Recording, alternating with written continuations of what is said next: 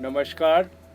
आज हम संवाद करेंगे श्री शिरोमणि सिंह, जो कि पार्षद रहे 6 साल कंटिन्यूसली और बहुत सारे सामाजिक कार्य भी कर रहे हैं। ज़मीन से जुड़े हुए व्यक्ति हैं और ज़मीन के लोगों के लिए हमेशा मदद करने के लिए तैयार रहते हैं। नमस्कार शिरोमणि जी। नमस्कार सर।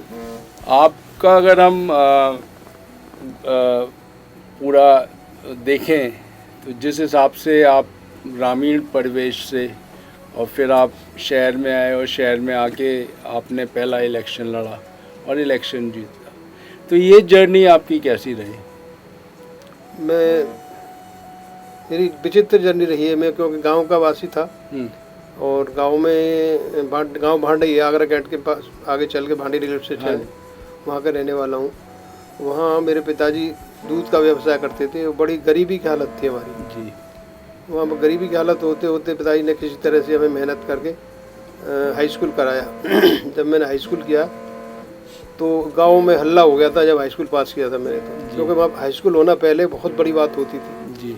ये शायद आप भी जानते होंगे कि हाई स्कूल कितना महत्वपूर्ण। हाँ, महत्वपूर्ण था 70s में। हाँ 70s में बड़ा ज़बरदस्त हल्ला हुआ था और मेरा कैरियर वहीं से स्टार्ट होता है।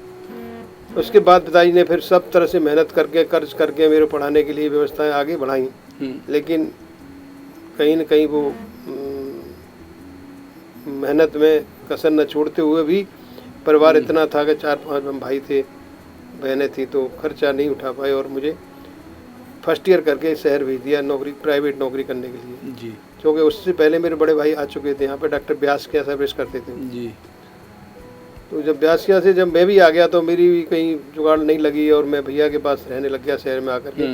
फर्स्ट ईयर के बाद फिर मैंने इंटर का वो ले लिया। यहाँ पे सुखलाल कोचिंग थी। हाँ, पहले हुआ थी। उस कोचिंग में मैंने एडमिशन लिया और उसके माध्यम से फिर पढ़ाई की रही, लेकिन मैं सफल नहीं हो सका। फिर मुझे डॉक्टर मंगल के यहाँ कंपाउंडरी पर लगा दिया गया जी। वहाँ से मेरा भाग्य उदय हुआ और मुझे केवल 70 रुपये तनख्वाह मिलती थी जी। वो 70 रुपये भी मैं नहीं लेता था, पिताजी ले जाते थे उस 70 रुपये को। और मेहनत मैंने फिर आप समझते हैं कि आप भी जानते होंगे शायद मेहनत के बारे में, आप उस समय यहाँ थे या नहीं थे, तो घर घर जाके, तब नर्सिंग होम नहीं थे आगरा में, नर्सिंग 2-3 थे बस सिर्फ। एक था सरकार नर्सिंग होम, एक धवन नर्सिंग होम और इस तरह से एक शायद राम रघु था। 2-3 नर्सिंग होम थे। तो जितना भी डॉक्टर मंगल लिखते थे दवाइयाँ, ग्लूकोज इंजेक्शन, तो मुँह घर पे लगाने जाना पड़ता था और मैं घर घर जा करके ये काम करता। लेकिन एक मेरी बुराई, भगवान जाने क्यों मेरे अंदर से, मैंने पैसे किसी से नहीं मांगे, अपने आप जो दे दिया सो ले लिया। और मेरा जीवन चक्र भी इस तरह से, एक पिक्चर आई थी गीत गाता चल, न मेरे पास यहाँ घर था, मैं फुटपाथ पर सोता था कालीबाड़ी मंदिर के पास। अच्छा। ठेल के ऊपर। अच्छा। वहाँ से मुझे बड़ी बड़ी गाड़ियाँ, कार वाली लोग आते थे और कार से जगा के वहाँ से ले आते थे और बोतल लगाने के लिए। मेरा हाथ एक्सपर्ट में इतना आ गया था कि इमरजेंसी में मुझे बुलाया जाता था छोटे बच्चों की नस इंजेक्शन लगाने के लिए। तो वो वहाँ से 100 रुपये उस समय मिलते थे मुझे जी। तो दो तीन बच्चे में इमरजेंसी में लगाने जाता था, 200-300 रुपये। ये क्या एसएन मेडिकल इमरजेंसी में जी। तब से फिर मैं लगातार, फिर भगवान ने ऐसा हाथ पकड़ा कि मैं कहीं रुका नहीं और इसी काम में मैं इनकम का जरिया मेरा इतना बढ़ गया, मुझे खुद को पता नहीं था कि मैं कमा क्या रहा हूँ। अच्छा। उस जमाने में पैसे की क्या वैल्यू थी। बैंक के 1.5% की ब्याज देती थी तब जी। और मेरा 9 लाख रुपया बाजार में घर घर रखा हुआ था उस समय के जमाने जी। फिर उसके बाद मेरा जमीन दर परिवार की, उनके घर में, उनके यहाँ भी सेवा करने जाता था, जैसे बोतल इंजेक्शन लगाना था, तो उनका संपर्क मेरा अच्छा हो गया था। तो मैंने उनसे कहा मेरे पास रहने को जगह नहीं है कहीं पे, आप मुझे दे दीजिए। तो मुझे किराए पे ज़मीन उन्होंने एक कमरा दे दिया था और उस कमरे में ठहरने लग गया। धीरे धीरे करके परिवार आता गया और मैं उस कमरे की बदौलत उन्हीं से मैंने अपने पैसा दे के वो ज़मीन खरीद ली। अच्छा। जिसमें रह रहा हूँ आज मैं, वो उनके द्वारा खरीदी। दर परिवार की इतनी मेहरबानी हुई कि जितनी भी प्रॉपर्टी उनकी बिकी तो उन्होंने मुझसे पूछा और मुझसे धीरे धीरे करके पैसा उन्होंने ले लिया। तो प्रॉपर्टी बढ़ती गई, आगे बढ़ती गई और मैं भी ऊपर वाले की कृपा से आगे बढ़ता गया।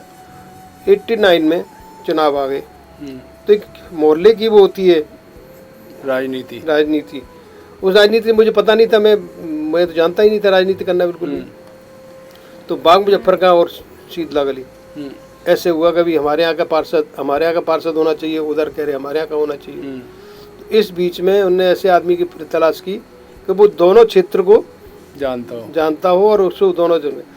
तब मैं लगभग बाग मुजफ्फर खां, शीतला गली, चिलिट घटिया, माई थान, भुलट्टी, आपका ये पीर कल्याणी रोड, मोतीलाल नेहरू रोड, मंडी स्थित का वजीरपुरा और न्यू आगरा तक में, न्यू राजा मंडी, इतने एरिया को कवर करता था। तो मेरा आपने शायद वैन भी थी जिसमें आपने सारा कुछ, उसके बाद वैन ली थी बाद में। अच्छा। अभी आगे आएगी वो कहानी। उसके बाद वो जब वो इतना एरिया था तो मुझे ज़बरदस्ती आए कि मेरे पास गली के इकट्ठे होकर के 11-12 लोग जिम्मेदार बोले श्रोमणी हम तो चुनाव लड़ाएंगे। तो मैं उस समय ज़्यादा नहीं हो पाया, समझ नहीं पाया, तो मेरी आंखों से आंसू आ गए कि मैं नेतागिरी जानता नहीं, मुझे क्यों ले जा रहे हो, मुझे कहाँ ले जा रहे हो, मुझे डर लगने लगा। लेकिन उन लोगों ने मुझे जबरदस्ती पर्चा भरवा दिया और लड़ा दिया शीतला वालों ने, और मैं 89 में पार्षद चुनाव जीत गया। उस बीच में कुछ द्वंद्वी होते हैं, जो चुनाव लड़ रहा था अर्जुन, तो इन लोगों ने मेरा ऊँट चुनाव चिन्ह था, उसमें आग लगा दी, तो मुझे डर लगने लग गया क्योंकि मुझे राजनीति नहीं आती थी। मैं बहुत ज़्यादा डर गया, तो मैं घर में छुप गया था जाकर के।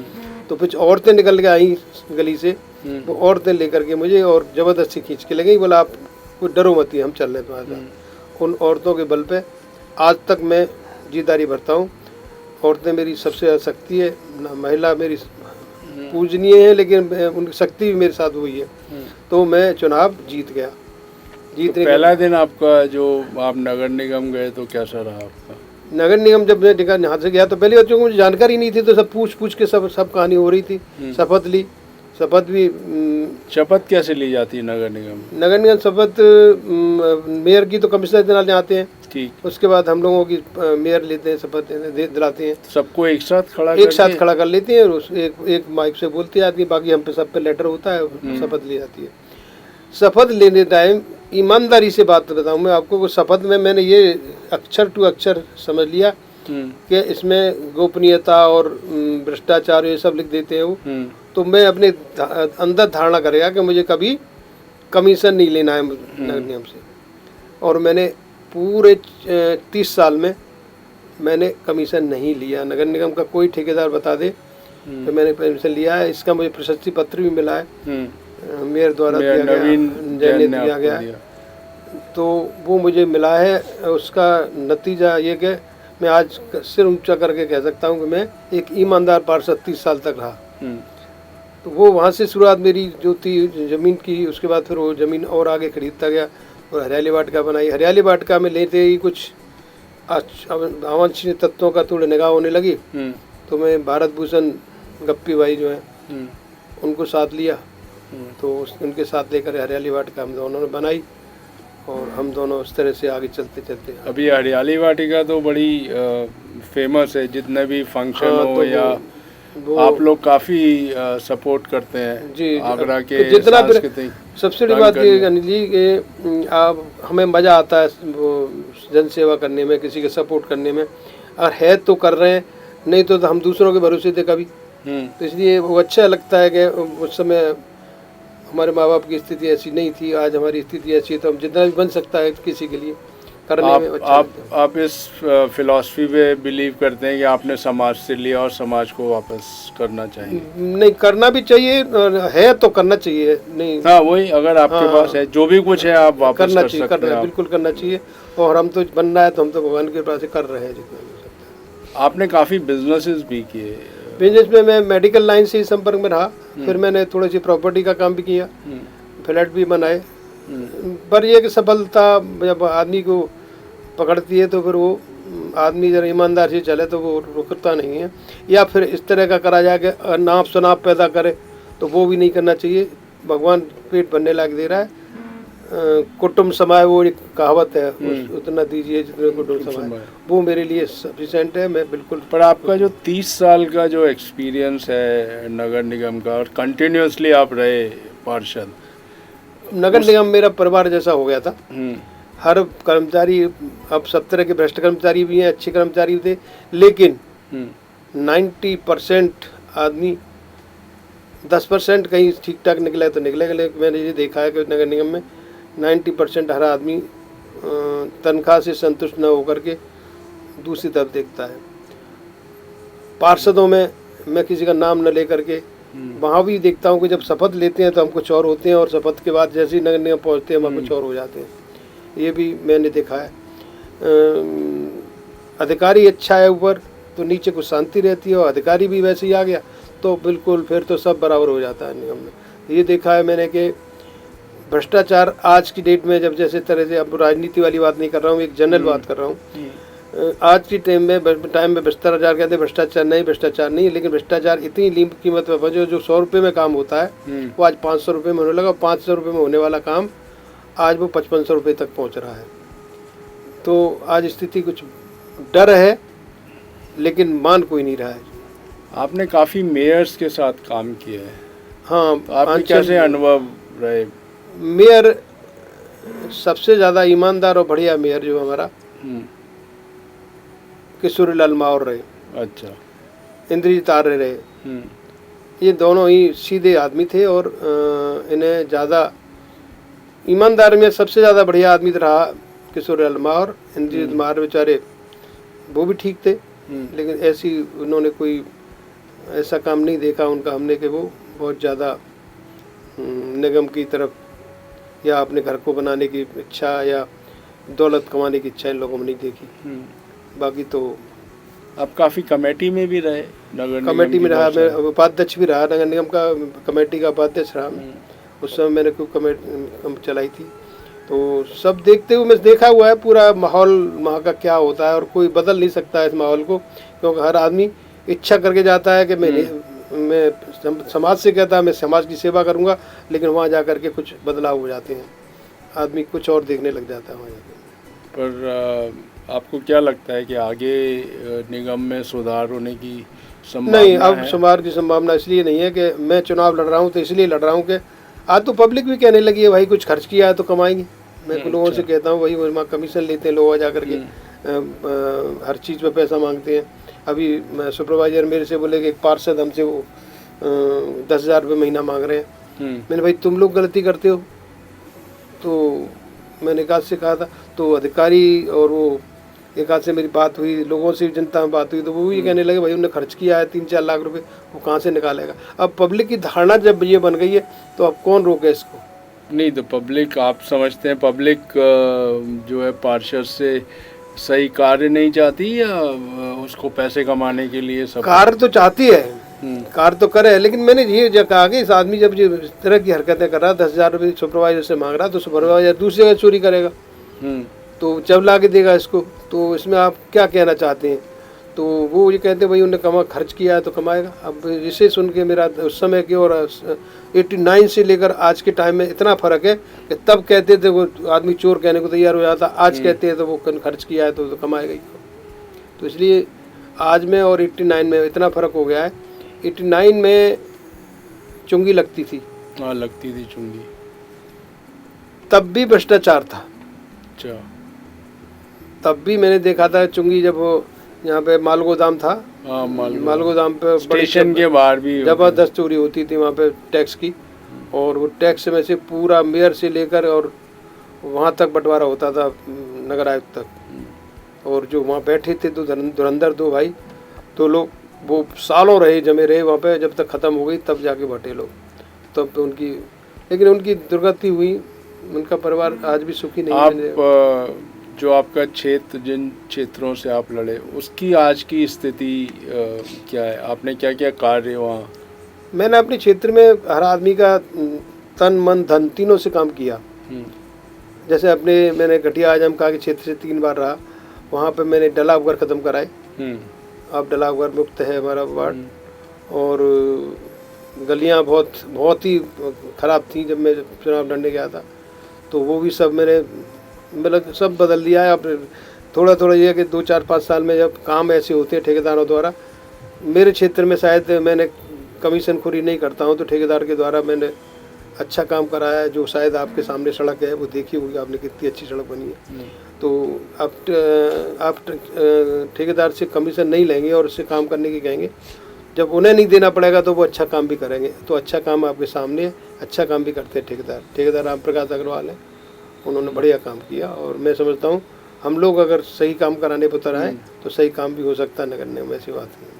पर ये अक्सर अखबारों में होता है, कूड़ा नहीं उठा, सड़क टूट गई। ये मैं बता रहा हूँ ना, ये कमीशन खोरी का ही काम है। आप कमीशन उससे 60%, 40%, 30-40% जब कमीशन लेंगे तो 60 रुपये में, 60 पैसे में कितना काम होगा? वो भी उसी कूड़ा उठने में कमीशन किधर? वो उसमें भी कमीशन है, जो गाड़ियाँ उठा रही ना कूड़ा। तो मैं जब पार्षद था तो मेरे साथ के पार्षद जो थे वो 5-5 हज़ार रुपये उनसे गाड़ियों में मांगते थे। तो अच्छा, हाँ, ऐसी मांग, अब उनका नाम लेना उचित नहीं है इस समय, लेकिन 5-5 हज़ार रुपये से ठेकेदार का जो सुपरवाइजर था इसका उठाने वाले, कूड़ा उठाने वाले का, वो मुझसे कहने आ गए, भाई साहब हमसे 5-5 हज़ार रुपये मांग रहे हैं। और मैंने कहा अब क्यों दे रहे हो तुम? मैं नहीं दूँ।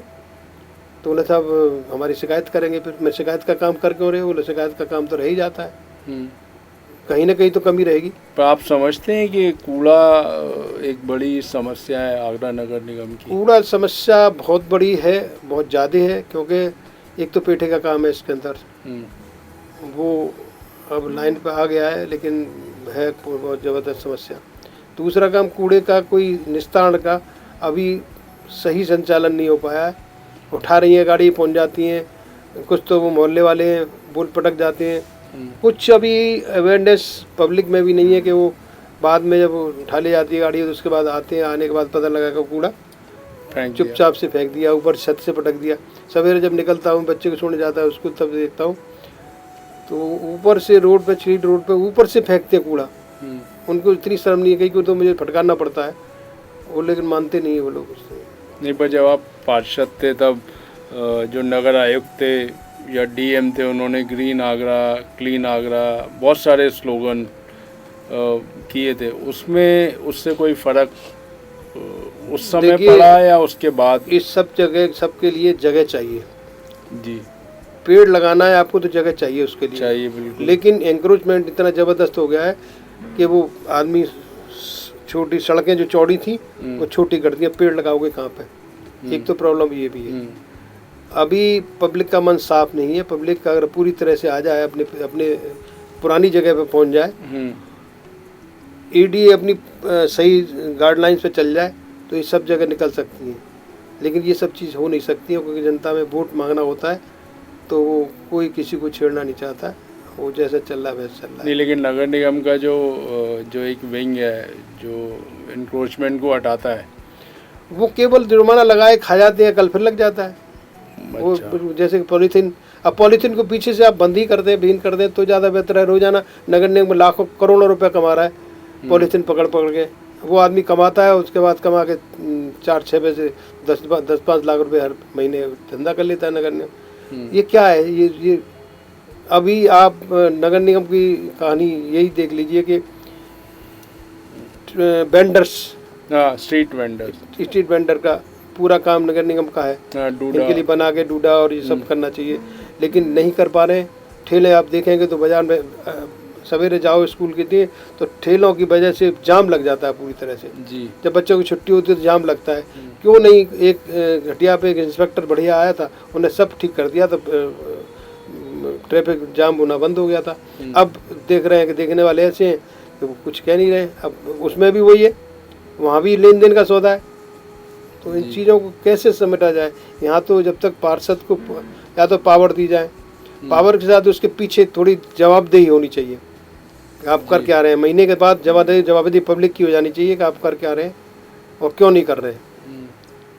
ये सब चीज़ होना जरूरी। लेकिन जो बाजार में जो इंस्पेक्टर्स हैं, सेंट्री इंस्पेक्टर्स, जिनका काम है, उनकी जवाबदेही नहीं है या वो निर्वाह नहीं करते अपनी जवाबदेही? नहीं, निर्वाह नहीं करते हैं, जवाबदेही तो है। वो बैठे हैं ऑफिस में बैठे रहते हैं, नहीं वो आए अपनी टीम लेकर के आए, वो देखें कौन कहाँ खड़ा है, कहाँ कूड़ा फेंक रहा है, क्या नहीं फेंक रहा है, ये सब देखना चाहिए। वो सफाई के लिए रहते हैं कि कर्मचारी आए, उसके बाद 10 कर्मचारी आए, 5 का पैसा गायब हो गया और 5 कर्मचारी काम कर रहे हैं। वो बेचारे 5 ही काम करते हैं, 5 तो आते ही नहीं है। ये मेरे सामने टाइम में भी होती थी। मैंने भी टोका ठहनी की, ये बताया ना, अधिकारियों को बताया, लेकिन अधिकारियों को मालूम है, उन्हें मालूम है कि 100 पूरे आगरा को हमने 5000 या 2000 कर्मचारी देने हैं, तो 2000 में ज़्यादा ही ज़्यादा 500 या 1000 काम करते हैं। अच्छा, 1000 तो ये गोल मोल होते हैं सब कुछ। ये ईमानदारी से और जांच कर ले नगर निगम तो पता लग जाएगा कितने लोग कर्मचारी काम तो कर ये रहे हैं। जो ऑडिट होता है उससे पता नहीं चलता है? पता नहीं ऑडिट कैसे होता है, लेकिन काम करने में ऑडिट तो वो 10 दिखा रहे हैं ना रजिस्टर पे साइन करा के। पर लेकिन देख वो ग्राउंड लेवल पे, ग्राउंड लेवल पे देखना चाहिए ना इन्हें, ग्राउंड लेवल पे कितने काम कर रहे हैं। सोर्स लगा लेते हैं, मेयर से लगा लेते हैं, अपनी सुपरवाइजर हैं, कुछ दबंग नेता है सफाई कर्मियों में, वो अपने अपने बच्चों को फिट कर देते हैं, वो कहीं जाते नहीं। तो मतलब जो समस्या है नगर निगम की वो सब तरफ से है। आप देख लीजिए, आप 30 साल पहले भी पानी की समस्या थी, हाँ सड़क की समस्या थी, जी, गड्ढे की समस्या थी, जी। सीवर की समस्या थी। आज का सीवर जैसा था वैसा ही है, नालों में जा रहा है तो जा रहा है। बवाक कंपनी आ गई, सब कुछ कर दिए उन्होंने, तब्दील कर लिए, पे गाड़ियाँ आ गई, सब कुछ हो गया, लेकिन नाले में अभी भी जा रहा है। कहाँ गया TTZ और वो सबका आगरा में होता था, कहाँ सो रहे हैं ये? आपके जो रमन जी देखते थे, उन्हें रमन जी को नहीं मालूम है कि पूरी तरह से मालूम है उनको, उनमें बह रहा है नाला, नाले में जा रहा है सीवर। तो ये नाले में सीवर इवन के पानी की पाइपलाइन में, पीने की पाइपलाइन में वो जा रहा है, वो इसमें भी जा रहा है, उनमें भी आता है सीवर। और उस पानी को वो पीने लायक भेजते हैं, रास्ते में धीरे धीरे करके वो इतना गंदा हो जाता है तो पीने लायक कहाँ रहता है। आज के टाइम गंगा जल आ रहा है, लेकिन पीने लायक है वो? कोई पी रहा है? अगर पी रहा होता तो ये सारे जितने पानी खींच रहे जमीन में से सारे बंद हो जाते हैं। आप नगर निगम के अलावा भी आप अध्यक्ष हैं एक ऑर्गेनाइजेशन के जो एयरपोर्ट के लिए कार्य कर रही है। हाँ, मैं सिविल सोसाइटी का अध्यक्ष हूँ, तो उसमें जितना भी काम हम लोगों से बन पा रहा है, आपके द्वारा भी उसमें बराबर सक्रियता निभाई जा रही है। उसमें जितनी मदद हम लोगों की तरफ से हो रही है, जितनी जनता के मुद्दे उठा सकते हैं, जिस तरह से गतिमान को जो हमने रोका था वहीं से शुरुआत होती है, और गतिमान रोकने का इतना ज़बरदस्त हल्ला हुआ था कि 65 करोड़ रुपया सपा सरकार ने भेज दिए थे आ रहा है, वो 65 करोड़ ही लगे हैं, उसके बाद 2 पैसे नहीं आए एयरपोर्ट के लिए। ये बहुत बड़ी साजिश है कि एयरपोर्ट नहीं बन पा रहा आगरा के अंदर। तो आपने अभी जैसे बाढ़ का माहौल है, तो आपने लास्ट बाढ़ 1978 में देखी? मैंने वो भी देखी 70 देखी थी मैंने। उसमें तो हालत ऐसे हो गए थे कि पानी मतलब अंधे की एक ऐसी अंधे की भयंकर खतरा पैदा हो गया था कि गंज के अंदर बोरियां जब उसमें पानी नहीं जाए तो वो दीवारें चिंदी गई थी, दरवाजे चिंदी गए थे। अच्छा। इतना ही पानी चढ़ेगा। पता लगा कि पानी लगने के बाद बोरी रह गई और चीनी गायब हो गई। इतना बह गया, चीनी गायब हो गई, बोरियां रह गई थी उसके अंदर। कुछ गुड़ शीरे के रूप में बदल गया था। मतलब बहुत ज्यादा गंज का नुकसान हुआ था, जैसा नुकसान शायद दोबारा देखने को नहीं मिले। अच्छा, क्योंकि तब लोगों के स्टॉक बड़े बड़े होते थे, सस्ता माल होता था, स्टॉक बड़े होते थे। अब तो महंगा माल है तो अब स्टॉक कम होते हैं। तब बहुत स्टॉक, एक 10 ट्रक 5 ट्रक माल पर रखा रहता था। चीनी सस्ती थी तो चीनी के ट्रक उतरते थे। तो वो एक कहावत है कि वो खुशबू रह गई, वो इज्जत चली गई, खाने वाली हुई तो चीनी उड़ गई, बोरी रह गई। अच्छा, आप ब्रज क्षेत्र के ही निवासी हैं,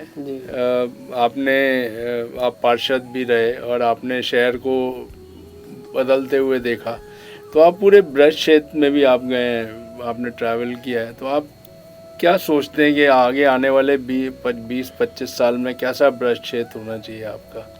ब्रज क्षेत्र में पब्लिक जिस तरह से बढ़ रही है उस लिहाज से तो सर और कोई भी आगे का प्लान नहीं है सरकार के पास। अच्छा, कॉलोनी डेवलप कर रही है, लेकिन प्रशासन ये नहीं देख रहा है, ये डेवलप कर रही है तो ड्रेनेज कहाँ है, सिस्टम कहाँ है, सीवर कहाँ है। ना, बहुत इम्पोर्टेंट। ये कभी भयंकर रूप लेंगी, कभी बड़ी भयंकर रूप लेंगी, क्योंकि बीमारी का कारण बनेंगे। कि जमीन में से तो उन्होंने ऊपर ले लिया।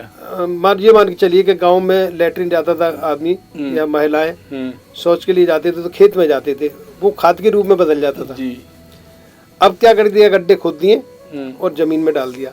अब अंदाज लगाइए कि ये हर आदमी गड्ढे खोद के हर आदमी अब लैट्रिन कर रहा है तो गड्ढे ज़मीन के अंदर जा रहा है। अब गंदा पानी कितना भी साफ कर लो, गंदा तो नीचे जाएगा ही जाएगा। ठीक। तो अब परिस्थितियाँ कुछ सालों बाद मेरी सोच है ये बात कि कहीं भयावह रूप नहीं लेना कहीं, क्योंकि गांव के अंदर पानी जमीन का पी रहे हैं। शहर में तो कैन खरीद के पानी पी लेता है, लेकिन गांव में जमीन का पानी पी रहा है, वो कभी नुकसानदायक न हो जाए। एक तो ये है कि सरकार प्लानिंग होनी चाहिए पूरी तरह से, और प्लानिंग में 10 किलोमीटर की या 5 किलोमीटर शहर के आगे बना देने चाहिए, ड्रेनेज सिस्टम डाल देना चाहिए, पानी सिस्टम डाल देना चाहिए।